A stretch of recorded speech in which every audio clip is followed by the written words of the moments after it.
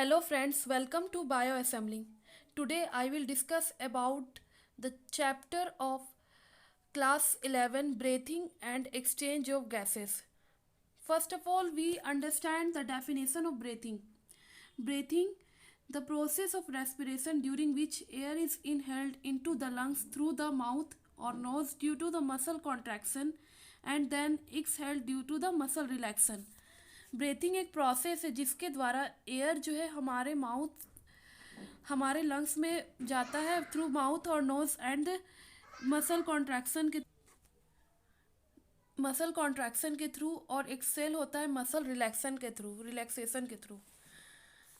ये ब्रीथिंग जो है मेनली टू स्टेज में होता है, इंस्पिरेशन और expiration. Inspiration means air enter करता है लंग्स में फ्रॉम द एटमोसफेयर से and during expiration air leaves the lungs, air जो है लंग्स से निकलता है एक्सपिरेशन में। Next we understand the process of respiration there are two type of respiration, aerobic and anaerobic. Aerobic respiration need oxygen and happen in the cell when glucose react with oxygen. Aerobic respiration जो कि होता है cell में और जब glucose react करता है oxygen के से। Anaerobic respiration it occur when does not need oxygen. Anaerobic respiration में ऑक्सीजन की ज़रूरत नहीं होती and it happen when there is not enough oxygen for the aerobic respiration. और ये कब होता है एनारोबिक रेस्पिरेशन? जब हमारे बॉडी में इनफ ऑक्सीजन नहीं होता है तो एरोबिक रेस्पिरेशन होता है, एनारोबिक रेस्पिरेशन होता है। Again respiration mainly two types में डिवाइडेड है, aerobic and anaerobic respiration. Anaerobic respiration further divided है alcoholic fermentation, lactic fermentation and mixed acid fermentation. First of all we understand the aerobic cellular respiration. Aerobic cellular respiration use करता है cell से ATP for growth and movement of building of new molecule. New molecule को बनाने के लिए aerobic cellular respiration में ATP का use होता है and ATP react with other molecule and releasing energy and reforming ADP. ATP जो है अदर मॉलिक्यूल से रिएक्ट करके एनर्जी रिलीज करता है और ब्रेक डाउन होता है एटीपी डाइफॉस्फेट में और वन फॉस्फेट मॉलिक्यूल रिलीज होता है। And when we talk about the anaerobic respiration in the absence of free oxygen। Anaerobic respiration कब होता है? जब ऑक्सीजन की एब्सेंस होती है। It occur in the cytoplasm. Anaerobic respiration mainly cytoplasm में होता है। Energy is only produce by glycolysis.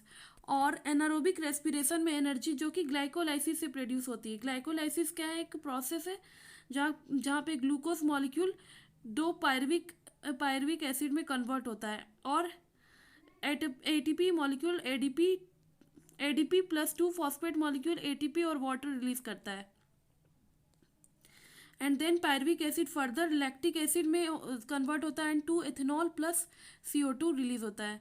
Lactic acid कब होता है? जब लैक्टिक एसिड फर्मेंटेशन होता है। और टू एथेनॉल प्लस CO2 कब रिलीज होता है? जब एल्कोहलिक फर्मेंटेशन होता है। Let's understand the difference between the anaerobic respiration and aerobic respiration. Aerobic respiration require oxygen, but anaerobic respiration occur in the cytoplasm of the cell. मतलब कि aerobic respiration को oxygen की ज़रूरत पड़ती है, लेकिन एनारोबिक रेस्पिरेशन जो कि साइटोप्लाज्म में होता है सेल के without oxygen, without presence of oxygen. Aerobic second one is the aerobic respiration occur in the mitochondria of the cell. Aerobic respiration जो कि माइटोकॉन्ड्रिया सेल के माइटोकॉन्ड्रिया में होता है, बल्कि anaerobic respiration does not require oxygen and it occur in the cytoplasm of cell.